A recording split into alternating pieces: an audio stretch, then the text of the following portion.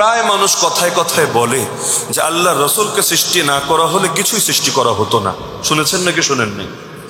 কেউ কেউ এটার পক্ষে একটা আরবি হাদিসও টানে, লাউলা কালামা খালাকতুল আফলাক, হে মুহাম্মদ যদি আপনি না হতেন আমি চাঁদ সূর্য গ্রহ তারা নক্ষত্র জগতের কোনো কিছুই আমি সৃষ্টি করতাম না। মানে সবকিছু সৃষ্টি করেছি খুলিকা লিআজলিকাল আলাম, আপনার জন্যই এই মহাবিশ্ব এই সব কিছু সৃষ্টি করা হয়েছে। এটা নিয়ে আমাদের সমাজে দুই রকম বাড়াবাড়ি চলে। একদল হলো এই যে আমি আরবি বাক্যটা বললাম লাউলা কালামা খালাকতুল আফলাক, হুবহু এই বাক্যটাকে নবীর হাদিস বলে প্রচার করে। আর একদল আছে ঠিক এর বিপরীত। কোন দল আমি নাম নাই বলে, নাম বলা বিষয় না, তারা আবার দাবি করে এটা পুরো জাল কথা, ভিত্তিহীন কথা, এর কোনো অস্তিত্বই নাই, এগুলো ভণ্ডরা বানিয়েছে, এগুলো ভ্রান্ত লোকেরা নিজেরা আবিষ্কার করেছে। একদিকে বাড়াবাড়ি আর একদিকে ছাড়াছাড়ি। তাহলে মাঝামাঝি কোনটা? মাঝামাঝি হলো এই যে বাক্য লাউলাকা, যদি আপনি না হতেন, লামা খালাকতুল আফলাকা, আমি এই বিশ্ব চরাঞ্চল এই সমগ্র মহাজগৎ আমি সৃষ্টি করতাম না। হুবহু এই বাক্যটা নবীজির হাদিস না, হুবহু এই বাক্যটা নবীজির হাদিস না। তবে কথাটা আবার ভুল না। মোল্লা আলী কারি রহমতুল্লাহ আলাইহি বলেন হুবহু এই শব্দে নবী বলেন নাই, সুতরাং এটাকে কেউ নবীর নামে চালালে সেটা হবে জাল হাদিস। তবে কথাটা ঠিক, অর্থটা ঠিক, এবং এর পক্ষে একাধিক বিশুদ্ধ বর্ণনাও আছে। তো সুতরাং কথা ঠিক হওয়ার কারণে এই কথাটাকে কেউ যদি অস্বীকার করে তাহলে সে ভুল করবে। পার্থক্য বুঝতে পারছেন? শব্দকে কেউ যদি বলে হুবহু এই শব্দই নবী বলেছেন তাহলে সে ভুল বলবে। যেমন নবী আলেমের ফজিলত বলেছেন নাকি বলেন নাই?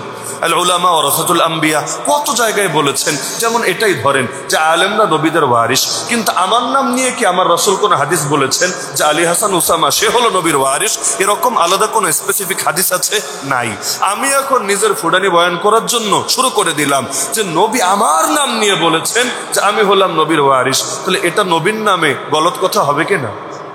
যদিও আমি যদি আলেম হই তাহলে সেই ব্যাপকতার মধ্যে আমিও আছি, কিন্তু ব্যাপকতার মধ্যে থাকা ভিন্ন জিনিস আর নিজের নামে মার্কেটিং করা ভিন্ন জিনিস, দুটো এক জিনিস না। তালগোল পাকিয়ে ফেলা উচিত না। তাহলে যেই শব্দে অনেকে হাদিসটা বলে এই শব্দটা নবীর থেকে প্রমাণিত না, তবে অর্থটা আবার অস্বীকারও করা যায় না। কিভাবে? এর পক্ষে মোল্লা আলী কারি একা বলেছেন তা না, আমাদের পর্দাদা উস্তাদ মুহাদ্দিসুল আসর শেখ আল্লামা ইউসুফ বানুরি রহমাতুল্লাহ আলাইহি লম্বা একটা আর্টিকেল আছে। তো পুরোটা যেহেতু আমাদের এ সপ্তাহের আলোচনার সঙ্গে সম্পৃক্ত না, আমি পুরো আলোচনা সেদিকে যাচ্ছিও না।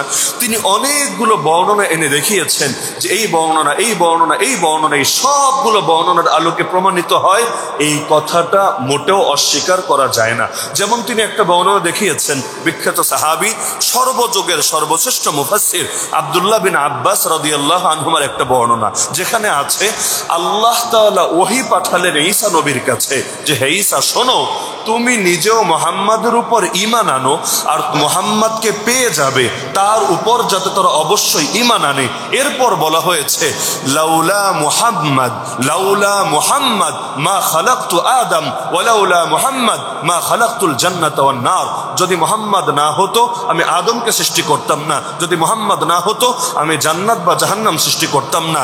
এই হাদিসটা বর্ণনা করেছেন ইমাম হাকিম নিশাপুরি রহমতুল্লাহ আলাইহি তার জগৎ বিখ্যাত কালজয়ী কিতাব আল মুস্তাদরাক আলা সহিহাইন গ্রন্থের মধ্যে। বর্ণনা করার পর তিনি মন্তব্য করেছেন হাযা হাদিসুন সহিহুল ইসনাদ ওয়া লাম ইউখাররিজাহু ওয়া লাম ইউখরিজাহু, এই হাদিসটা হলো বিশুদ্ধ সনদের হাদিস, যদিও বুখারী মুসলিমের মধ্যে আসে নাই, কিন্তু হাদিসটা বিশুদ্ধ সনদের হাদিস।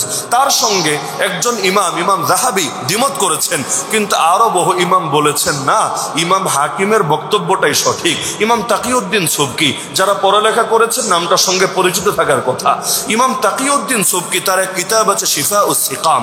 আরেকজন ইমাম সিরাজউদ্দিন বালকিনি রাহমাতুল্লাহ আলাইহি তার একটা কিতাব আছে ফতোয়া নামে, অর্থাৎ তার সব ফতোয়ার সংকলন।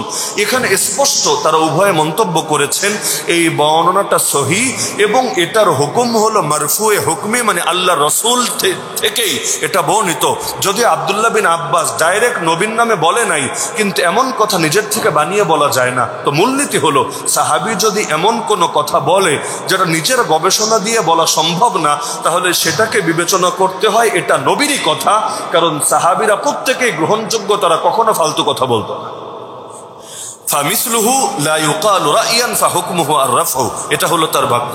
তাহলে এটা একটা বর্ণনা। একইভাবে ওমর রাদিয়াল্লাহু আনহু থেকে বর্ণনা আছে, আলী রাদিয়াল্লাহু আনহু থেকে বর্ণনা আছে, সেগুলোর দিকে নাই গেলাম। মূল বার্তা এটা পেলাম যে আমার নবীর জন্য গোটা মহাজগৎ সৃষ্টি করা হয়েছে, বা আমার নবীকে সৃষ্টি না করা হলে আসমান জমিন সৃষ্টি করা হতো না। এই কথা যদি কেউ বলে, সে ভুল কিছু বলে নাই, সঠিকটাই বলেছে।